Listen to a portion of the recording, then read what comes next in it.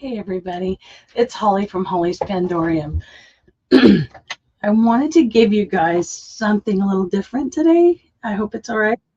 And I know that I've interviewed a lot of different kinds of people. People have talked about UFOs and Dogman and Bigfoot and ghost hunting and lots of experiences with these types of things. And we've also talked about psychic stuff a little bit. But I wanted to kind of give you a little background on what it's like to be a psychic for me and to kind of let you know a little bit more about myself. Um, People have asked some questions, so I figured if I just hopefully this helps answer some questions.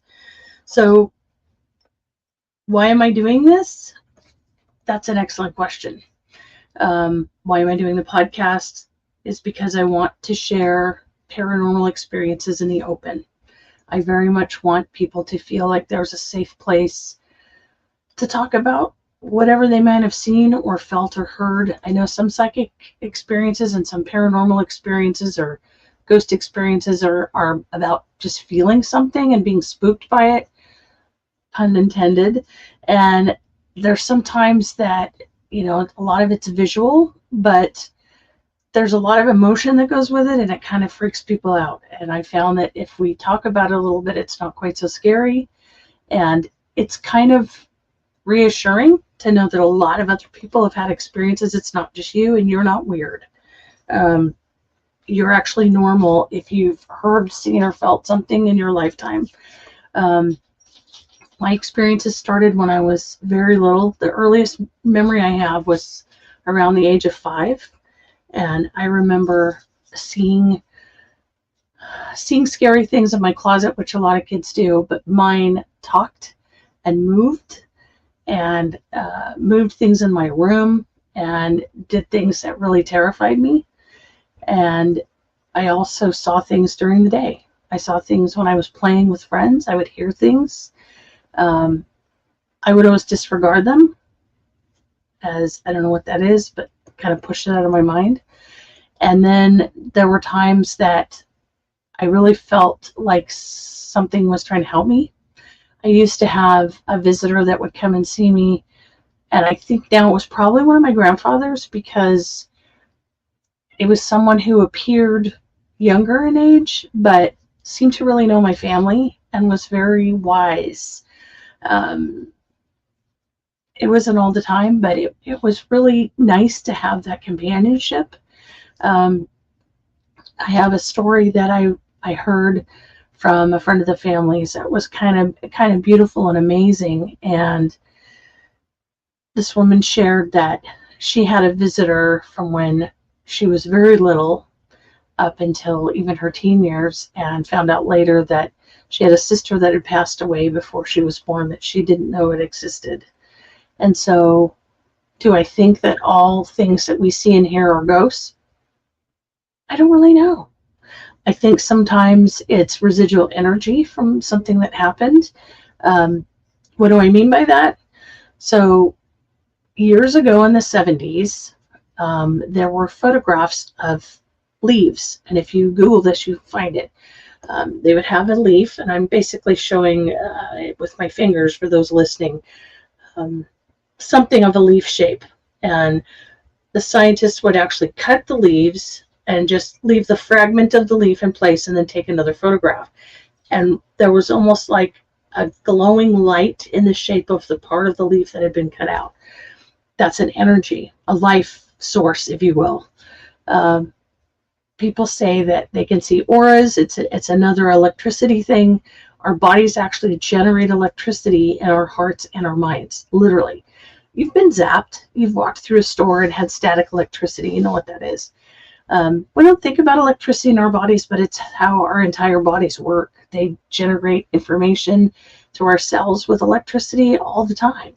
So it makes sense to me that other living things would have electricity and be able to be traced. So it's not that hard for me to take my imagination and wonder and consider, well, if we have electricity, electricity doesn't disappear. It's a form of energy.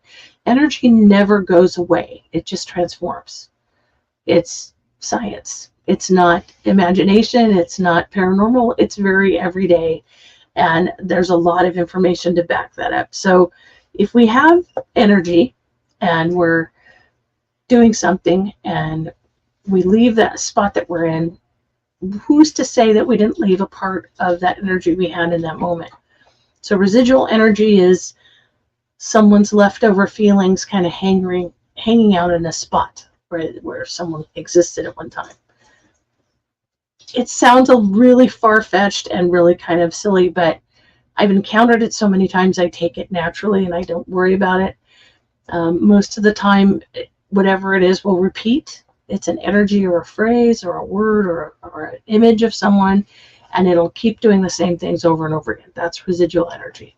So I saw that when I was very young, and then I also saw actual ghosts, people that had been in the beyond and had something to say or wanted something to share, or sometimes they just showed up in a location. And it could be anywhere. It could be the classroom, it could be the doctor's office, it could be the car I was in, it could be the front yard, it could be my bedroom. It didn't really matter. I just seemed to be around things all the time. And so I had no trouble playing by myself when I was a kid because I was never alone. I knew that I was never alone, and I was quite comfortable with it. It was definitely part of who I was. Have I had a normal life? Yes, in every sense of the word. I've been married. I had 4 children, and I was a foster parent and had 38 different foster kids live with me.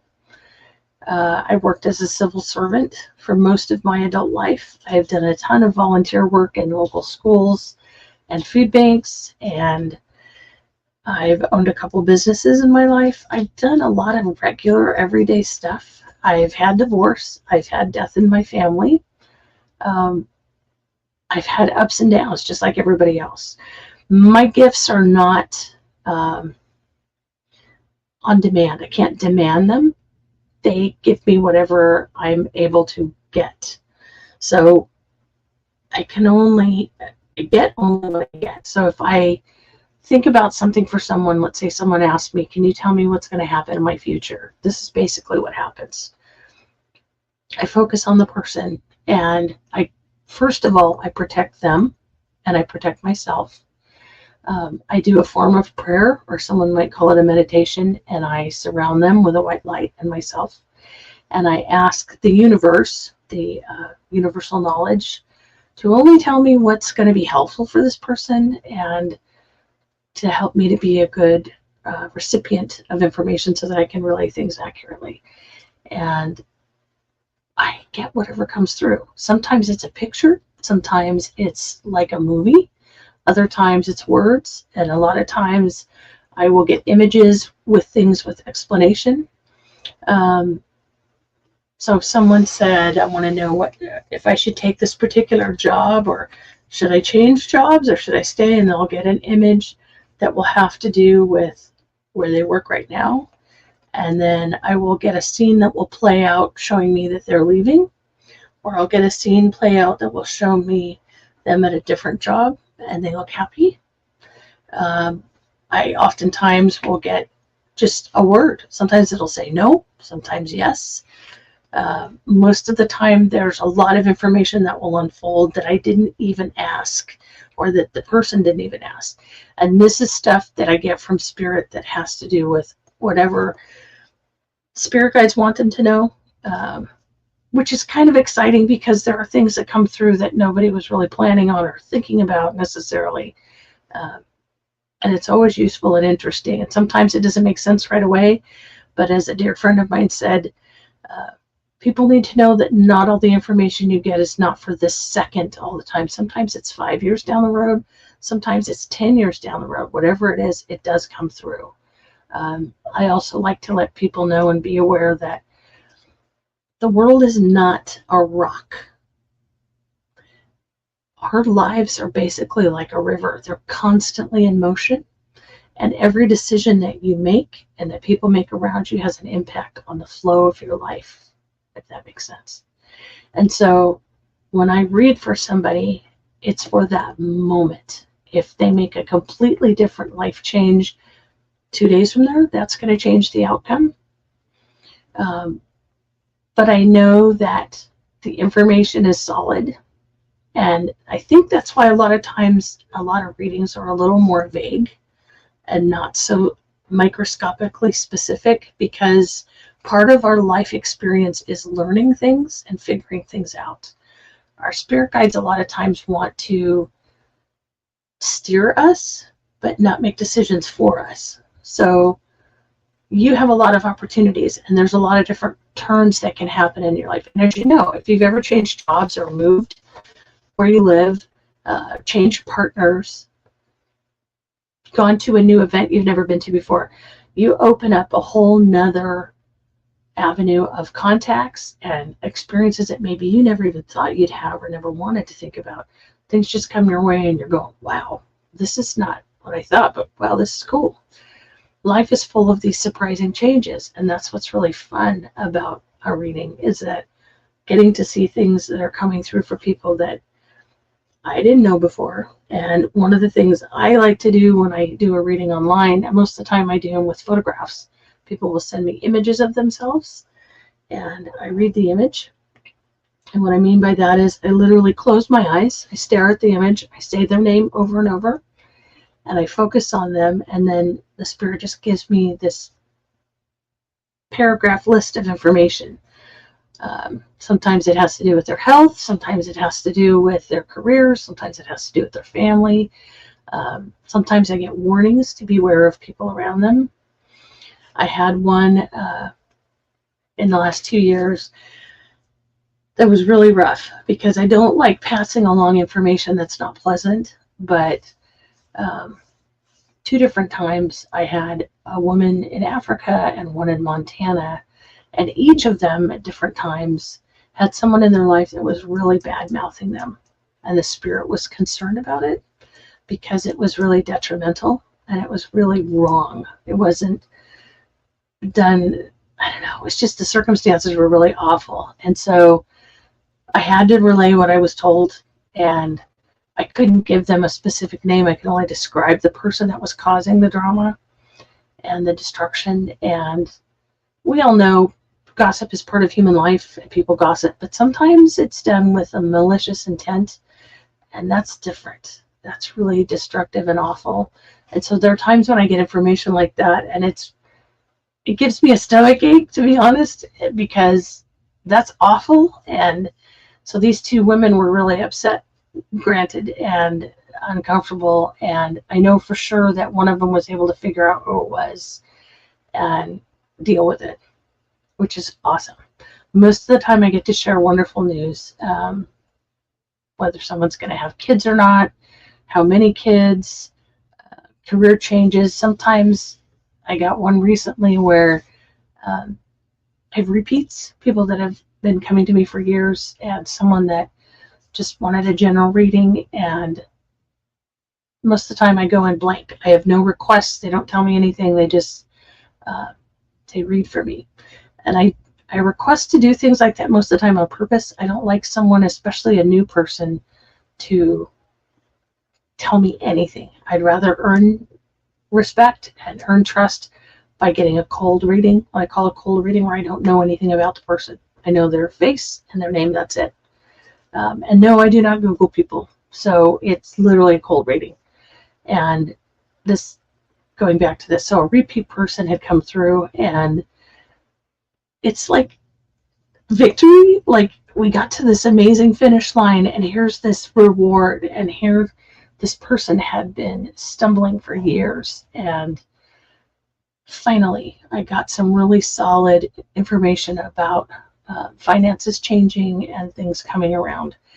And it was such a delight to share with this person, because they're such a gentle soul and such a sweetheart, and I could not type fast enough, because this was news he had been waiting for such a long time. And knowing him a little bit from the readings I'd done in the last few years, it was a delight to be able to share some really positive news and some really encouraging words. And I think most of the time that's what readings do, is they help people understand things and help people move forward in their lives, which for me is very uplifting. I am always amazed at the stuff that comes through, and no, I don't understand how it all works, and I just know that it is real, and I've had hundreds of people tell me that what I've said came through, and I mean that quite literally. I actually started keeping a list a few years ago of how many times I do readings, and just in 1 year it was almost 200 people that I dealt with, and individual readings, and it's a lot. It's a lot of information and a lot of different people, and I don't keep track of them. I don't write them down. So I tell people, record it yourself, take your notes, record what I'm saying, do whatever you need to do to save it, because I'm not going to remember details. A friend of mine, William, that's a psychic, had said that he doesn't remember stuff either unless someone brings up details, and sometimes he can go back and remember things that he was feeling during a reading. I'm basically the same way. I have so many readings that I get kind of lost in them, and during a reading I'm not thinking. I'm just listening and watching for things. I'm basically got my eyes closed, or I'm staring at a candle, or I'm just staring at a blank piece of paper with the person's name, and I just start getting details. And it took me a long time to figure out how to do that smoothly. It was not overnight. My childhood experiences were very, I don't know, when you're a kid, you don't worry about stuff. Things happen in front of you and you just kind of blow it off because you're a kid. Your attention span is super short and you're just having fun, or you're hungry, or you're tired, or whatever. And so your emotions are very quickly changing and morphing depending on what's around you. And as I became older, the information became much more intense and much more detailed. And I got to do a lot of different things. So if you've ever wondered about what psychics can do, we're all different. I honestly believe that everyone has psychic gifts in them, and they are all unique to the person. There are similarities in psychic abilities that people have, but everybody's gifts are different. And I believe that a lot of people are actually using psychic abilities on a day-to-day basis and don't even realize it. Someone that's in sales, perhaps, and you can maybe relate to this. You just have a sense that you know when people are ready to buy something, or you have a sense about what someone's really needing. And maybe part of that is reading a person's body language, and part of that is understanding human nature. But there's also another point to that. Maybe there's a little more that you're just picking up on that can't be linked up to body language. It can't be linked up to human experience. That could be that little bit of psychic gift that's clicked into your mind that you're accessing and you don't even realize. I've seen it a lot with different types of people, especially people in the medical field. They seem to have a psychic gift about, look here, check that. It's very cool, and it's a very fun skill to watch in action and watch people take care of and do things. So some of the things that I do and that I have done, there's a thing called remote viewing.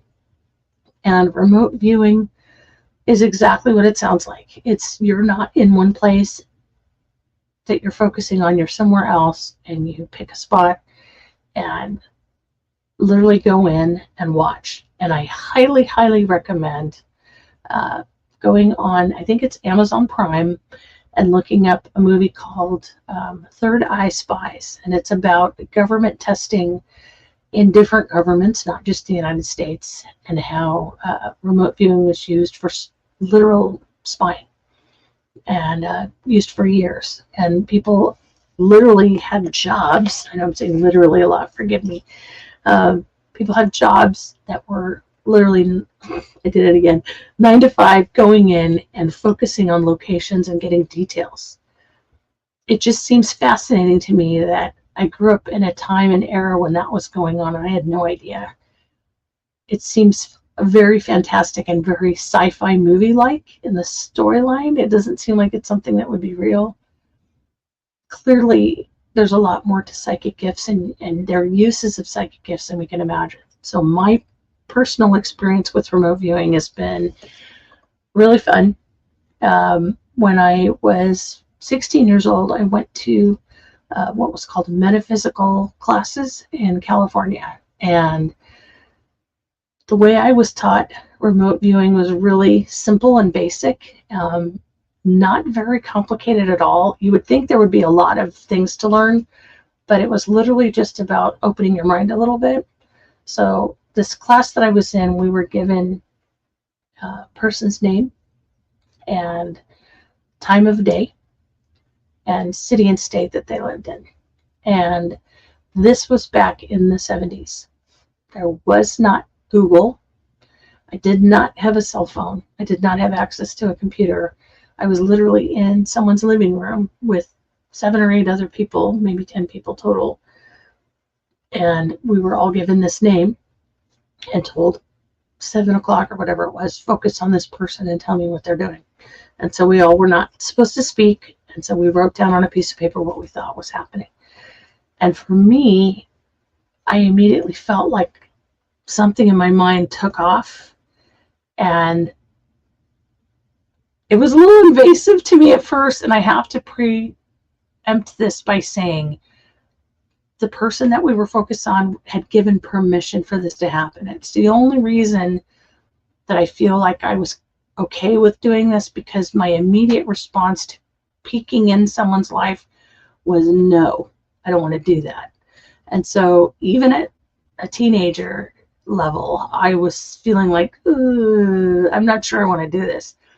And it felt invasive. Why would I do that? But my teacher said, this person has granted permission for this. I was like, okay. And so we did this focus, and I literally, like I said, I felt like part of my mind just left. And I closed my eyes and focused, and I saw this lady sitting in her living room. I saw her furniture.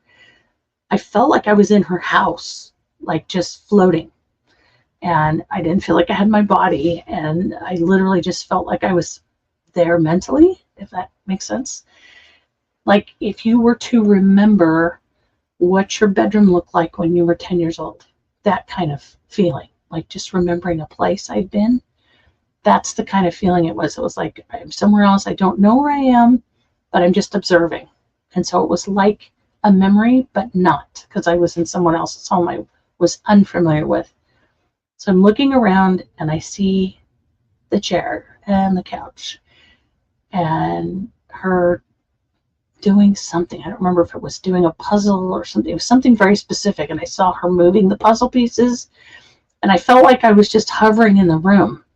So to give you an example of what the view was like, if you can think of someone having a security camera in their house and it aimed from a corner of a room and it just views the entire room, that's what it looked like. I didn't feel like I was right in front of her face.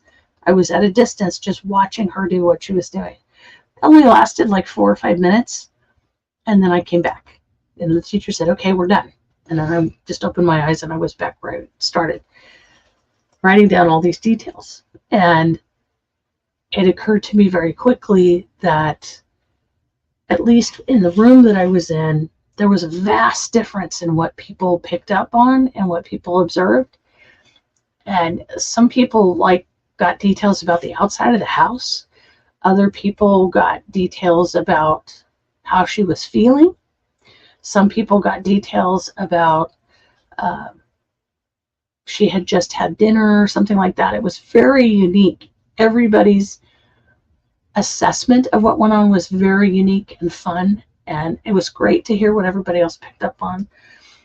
But I think the funnest one I've been on, because I've been on several remote viewings, but one of the funnest ones I did was, and this is really cool, you're going to laugh. So a friend of mine's family member worked for the U.S. Geological Society and had all these maps that were aerial maps, maps for airplanes that just literally had numbers. They were latitude and longitude.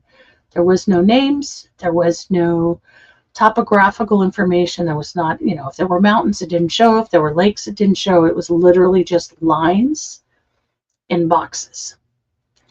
So, like graph paper with the lines horizontally and vertically, and then these big circular type shapes, and literally just a number on one side and a number below here. And here's this dot. And the person that administered this test or this whatever gave a date back in the 1800s, and literally just to focus on this date. And so I, myself and this relative of this person both focused on this. And what was incredible is I saw a movie literally in my head. It was stagecoach robbery of Civil War payroll. And I know that sounds fantastic, and it was. It was incredible. I saw a group of men on horseback charge the stagecoach, and the sad part was watching everybody that got shot and died, and how the money was dragged out of the stagecoach and taken away. It had to be put into different containers because it was very heavy, because it was coins, not all paper.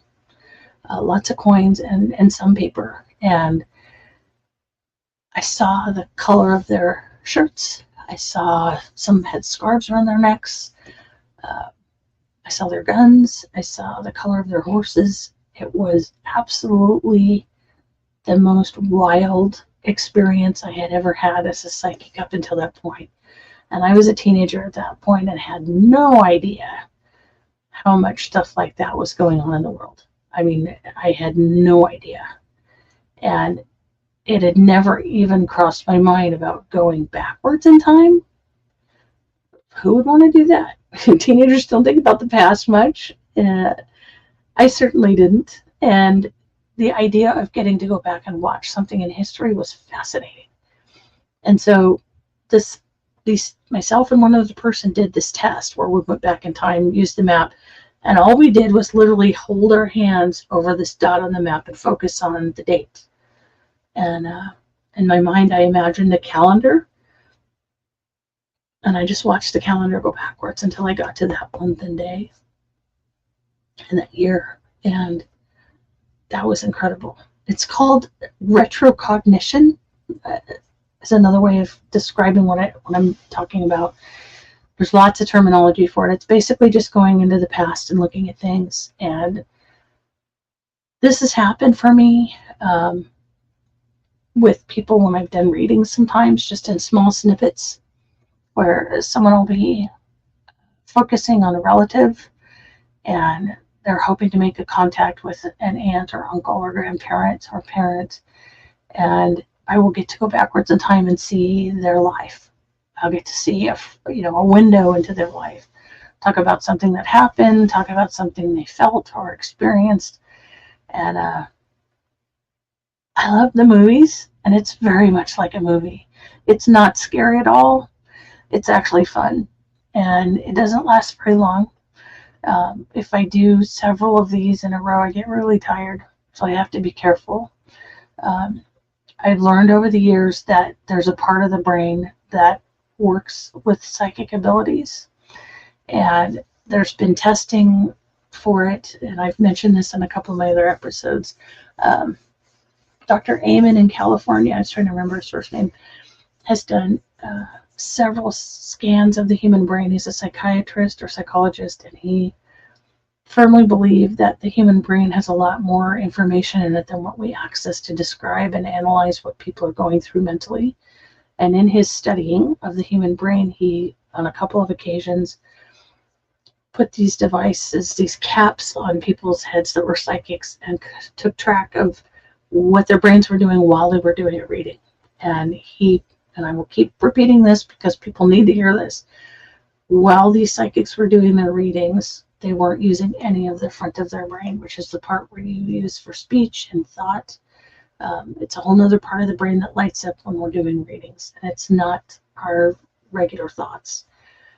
It's just another part of the brain. So if it's in all of our brains, this is another reason why I say we all have the gift. It's there. We just need to activate it. I didn't have a choice to use mine because it kind of got slammed into my face more than what I would have liked as a kid. Some of the weird parts about being a psychic, I can tell you, especially in my teenage years, being a girl, not every time, but there were times when I would be around someone of the opposite sex, and I would get a feeling or have a thought come to me that was not great. And I got a little window of what some of the boys were thinking that were my age, and it freaked me out.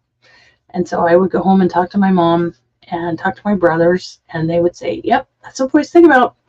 And I went, oh. Now, mind you, I didn't always relay how I knew this or what I was thinking, or how this came about, unless it was my mom. And my mom, I would share how I knew what I had heard. I wouldn't tell my family the details because I still didn't want anyone else to know but my mom. It's still too awkward to talk about. There's a misconception that psychics walk around with this can opener where we can peek into everybody's brains and see everything that you're thinking, all your deepest secrets. No, we cannot and do not. It's not something we do. People that are very good at analyzing other humans do that in a manner of speaking because they're reading your body language and judging your appearance and your speech, and they're analyzing and assessing. Profiling is what it's called, where people can look and listen to you and tell you a lot about who you are. Psychics, not so much. It's not like that. The gift is more about specific things. It has to do with what your spirit guides are wanting to communicate, or a loved one is hoping to share something with you, some kind of detail or some kind of message. Dream telepathy. Dream telepathy is something that I have not had much of, oddly enough. And I'm kind of grateful because I like my dreams to be happy and pleasant, and not so much about the future because I just want to sleep.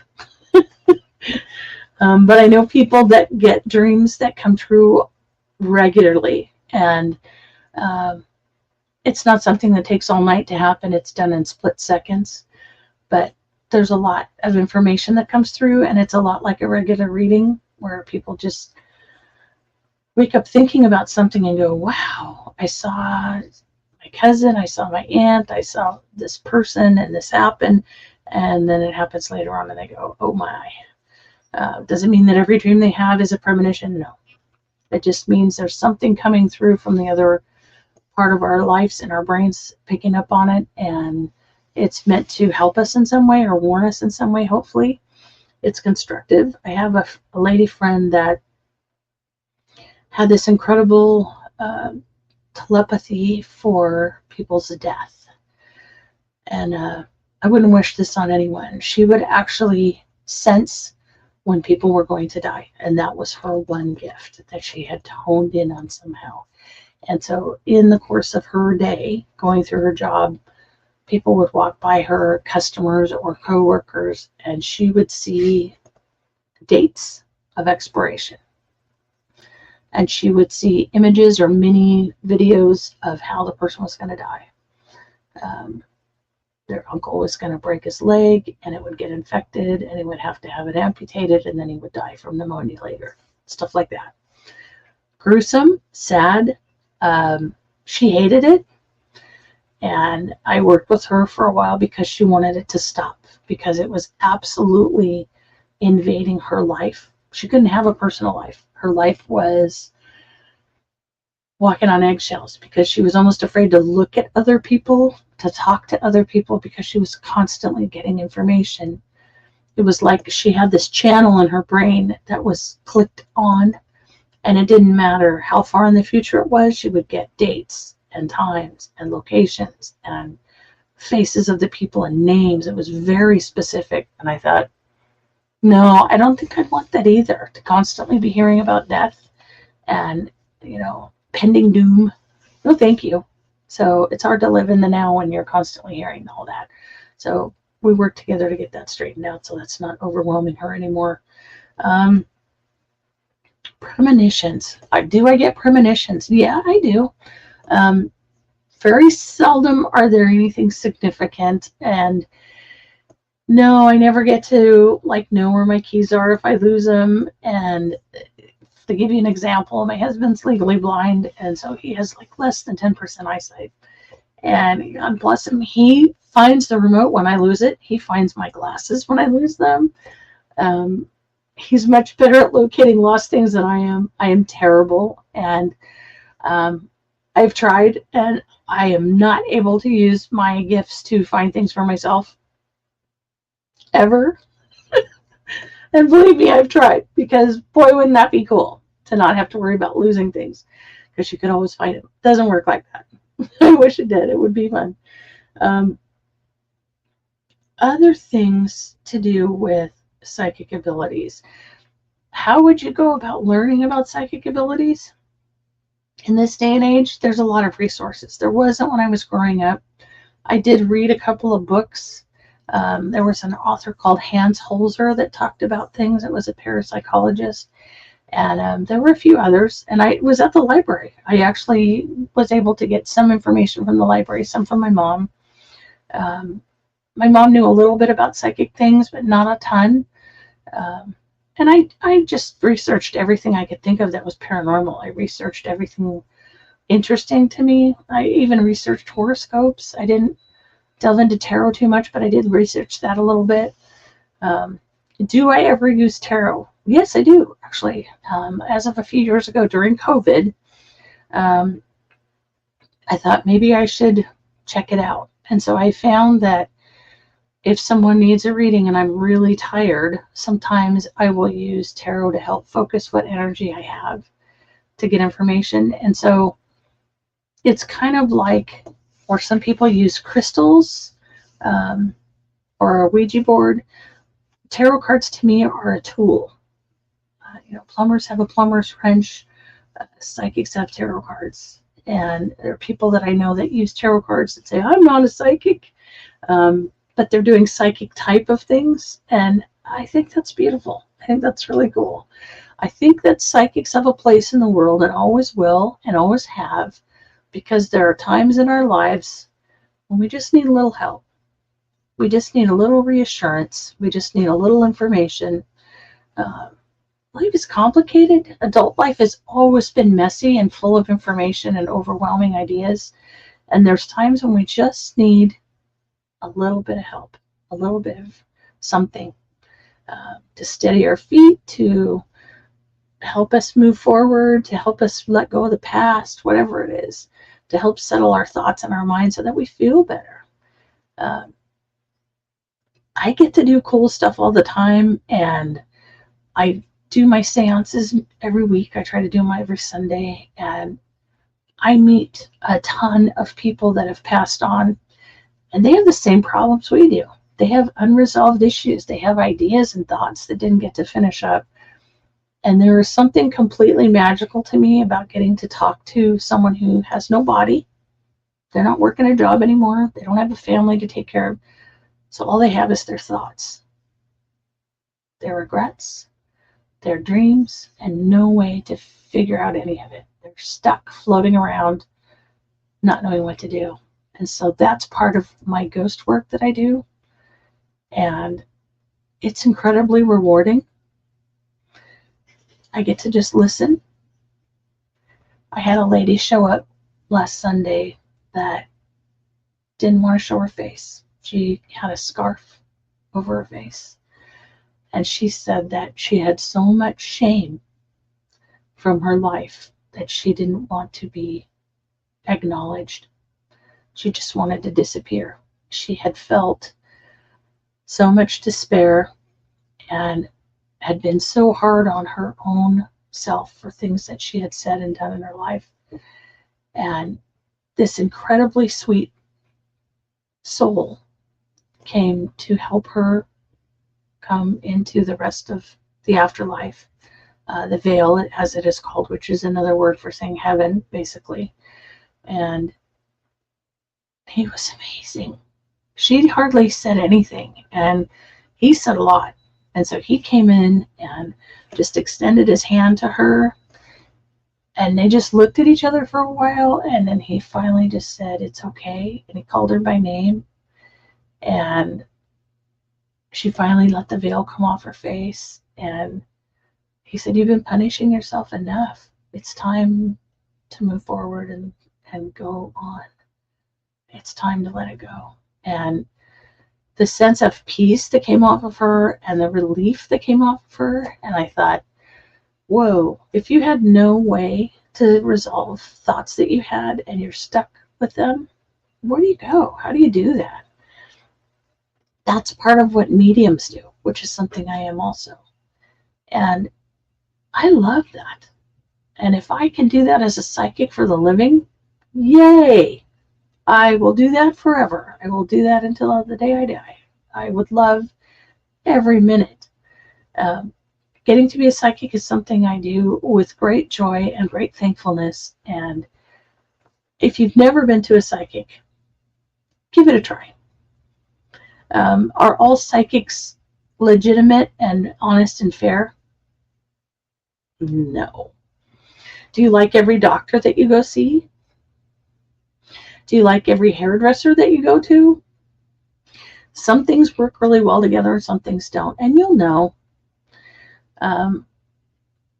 As my example is, I don't like to say anything. When a psychic asks a ton of questions, I don't know that I like that, but that's up to you. If you like a psychic that interacts with you a lot and wants to clarify things to make sure they're headed in the right direction for your reading, okay.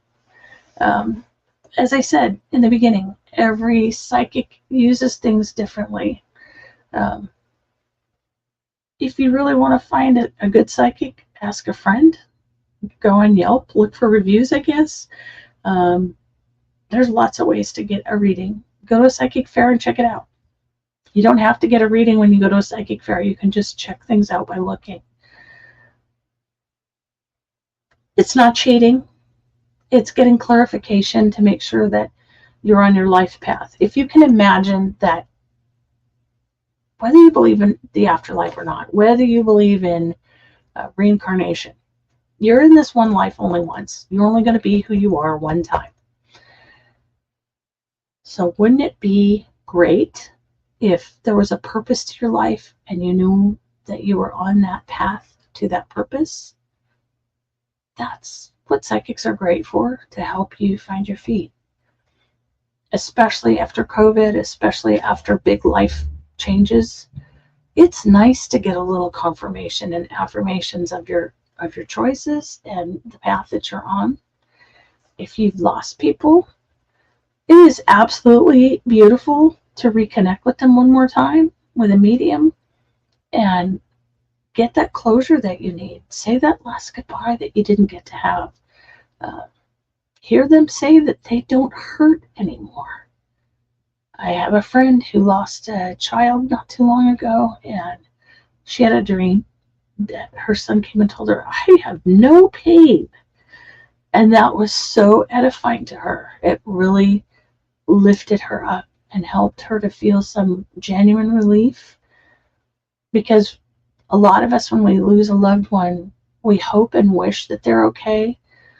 But without seeing and hearing for ourselves, it's really hard to settle that in our brains that they really are okay. How do we know? What confirmation do we have? A lot of times spirits come back and do that. I have a friend that lost a child, and he was an adult when he passed, and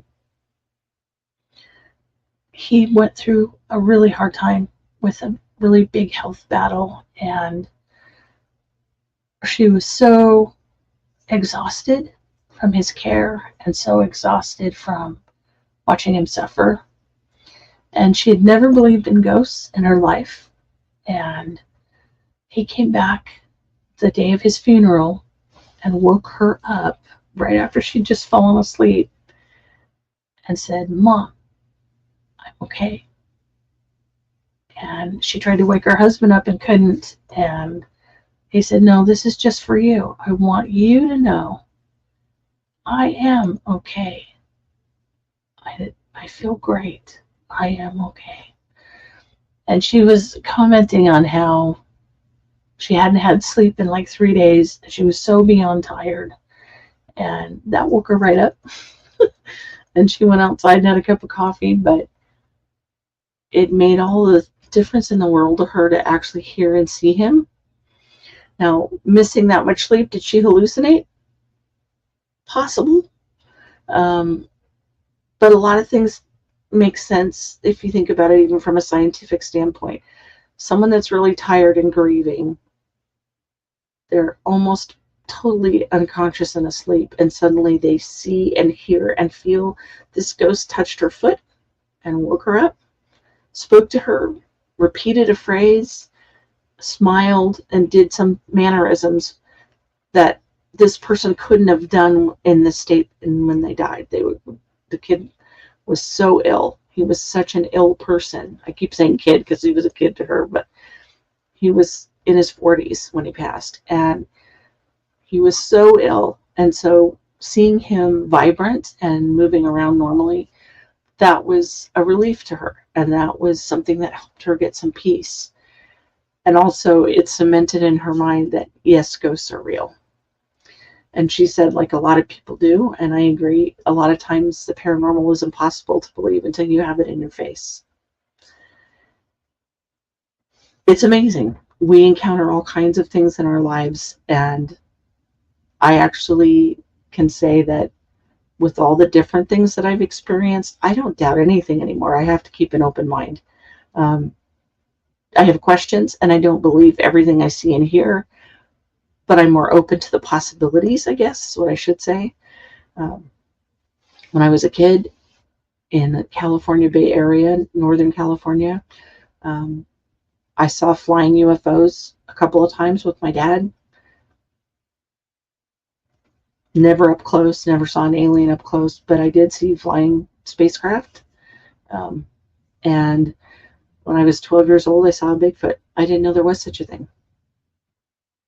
I have no doubt that Bigfoot are real and that they're alive. Absolutely incredible experience. And the other paranormal experiences I've had personally with my own life, yeah, I mean, there's a lot more to this world than what we know. And I'm very glad for that, because I think we get caught up in our day-to-day lives so much. There's magic all around us, stuff that we don't realize is happening, and things that if we can hang on to a little bit of our childlike wonder, we can see all kinds of really cool stuff. And I would love to answer more questions if people are curious. And I've had some people ask me questions, and don't hesitate, ask away. If you got stories you think you might want to share, I would love to hear them. I would love for you very much just to contact me and let me know. I'm going to put this up here. There's my email if you want to contact me, and I will read this for the people listening. HollysPandorium@gmail.com, and that's HollysPandorium@gmail.com. I would love to hear your stories. I would love to hear about things that you've seen or heard, or even family stories that have been passed on.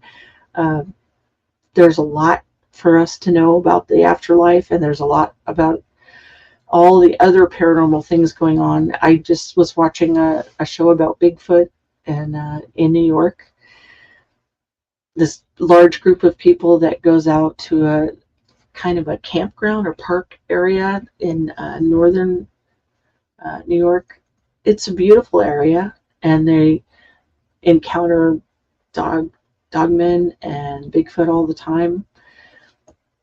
I don't remember hearing about stuff like that so much when I was a kid, but I am amazed how much of it is out there, and how many people in how many different states encounter things.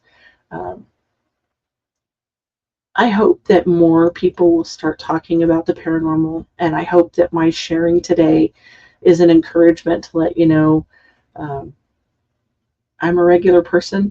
I am able to do some unusual things, but I still get up and take a shower and drink my coffee in the morning just like everybody else. And I get to help people in a very unique way, and that blesses me tremendously. And I appreciate your time. I'm so glad that you came here tonight and listened to this program. And I'm so glad that you're checking into the paranormal or have questions about it. And I hope you're enjoying it as much as I am, because it's amazing. There are some events coming up that I hope you will consider attending. There's a group called Pagan Fire, that's out of Cornelius, Oregon, that has been sponsoring events in Hillsboro every few months. And I know I'm going to slaughter this, but I'm going to try and do this. It's Samhain, which is basically a Halloween type of celebration, and it's the week before Halloween. It's Saturday and Sunday. And if you go to my page, you'll see a link for it on Facebook. And you can also go to Facebook and look up Pagan Fire, and you will find the event listed there as well. It's a 2-day event, and it's all kinds of crafters and hobbyists and people that are experiencers of the paranormal, people that use witchcraft as a lifestyle, people that make candles, people that do psychic readings, people that make drums, and a ton of other amazing things go on. You can buy soap, you can buy incense, you can just walk around and see fun things. Plus, this particular event is going to be a costume-friendly event. So if you want to dress up, by all means, bring your kids. It's family-friendly, and you can dress up and have a wonderful time. I highly encourage it. It's during the day. 10 to 7 are the hours, I believe, on Saturday. Anyway, details, don't count on me for details. Look up the event yourself and double check it all. It's in Hillsboro at the Wingspan Event Center, and I highly recommend you think about it. It's a great way to spend your Saturday. Come and see what's going on, and come say hi. I'm going to have my Holly's Pandorium booth out there. I would love to meet you, and I would love to hear your feedback and questions or suggestions. I would love to hear also. Please, on YouTube, I know it just takes a second, and I know it's annoying maybe for people to ask, but it means a lot. It's free. Please hit the like button and subscribe. It helps more than I can explain. It helps me reach a lot of other people, and it helps encourage the conversation. Let's make the paranormal not so odd. It's always going to be different, and it's always going to be wonderful, but let's make it easier for people to talk about. Help me with my mission to help make the paranormal not so scary, and let's talk about it. Okay? This is Holly. Thank you so much for joining me tonight, or today, whatever time it is for you, and I look forward to seeing you soon. I've got lots of cool guests coming. I can't give it away, but there's some really cool people coming you're going to love, and a couple of repeats, people that we haven't heard from in a while, that it'll be fun to hear what they're up to. So this is Holly from Holly's Pandorium saying thank you again, and I'll see you soon.